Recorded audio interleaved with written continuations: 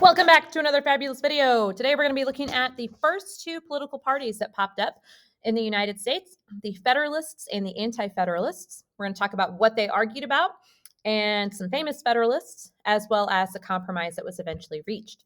So the first group is the Federalist Party, and the Federalists were in favor of adding a Bill of Rights to the Constitution because the original Constitution did not have a Bill of Rights, okay? So let's think about for a second what the Bill of Rights was. And a Bill of Rights, just in general, is something that lists rights or freedoms of the people, okay? So the Federalist Party wasn't necessarily opposed to the idea of a Bill of Rights. They just thought that it was unnecessary because all of the states already had their own bills of rights and their own constitutions. And they also believed that if you wrote down rights, then you might be unintentionally limiting the rights of the people. They also believed, that we needed a much powerful central government as opposed to the one that we had under the Articles of Confederation. Because we know that the Articles of Confederation, with that loose union of independent states, didn't really give the federal government enough authority to do what it needed to do. So they thought we needed to fix that. And some famous Federalists were some people like John Adams and Alexander Hamilton, okay? So now skipping to the other side of things, the Anti-Federalists, they also had a very strong opinion on the Bill of Rights. And they believed that if they were going to sign the Constitution to ratify it, that we had to have a Bill of Rights, okay? So they had to list specifically the rights that the people were going to have and protect those rights from government infringement.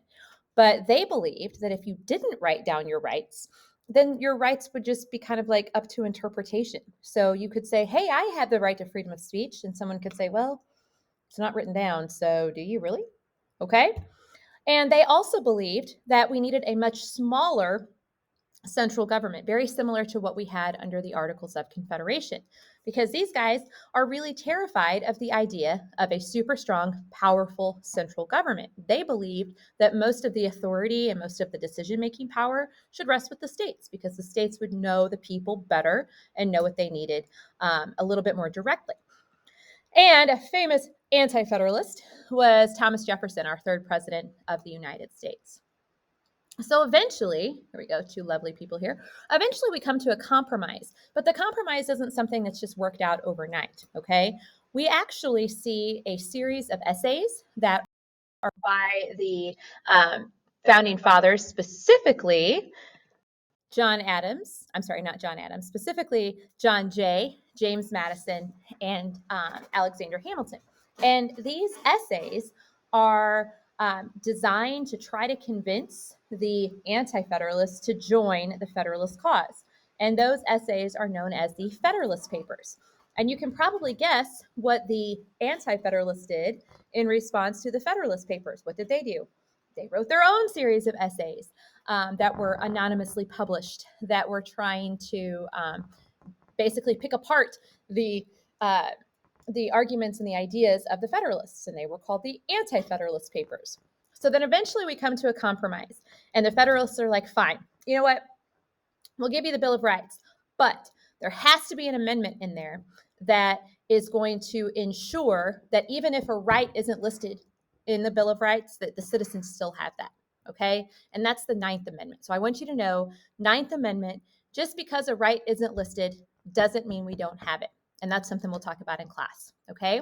And then the Anti-Federalists were like, fine, if you're going to add that amendment, we also want to add an amendment that is going to ensure that the rights of the states are protected from the federal government. So they wanted to add what's now the 10th Amendment. And the 10th Amendment is sometimes called the States' Rights Amendment, and it reserves powers that aren't given to the federal government and aren't denied to the state governments. It reserves those to the states, okay? I will stop there. If you guys have any questions, let me know.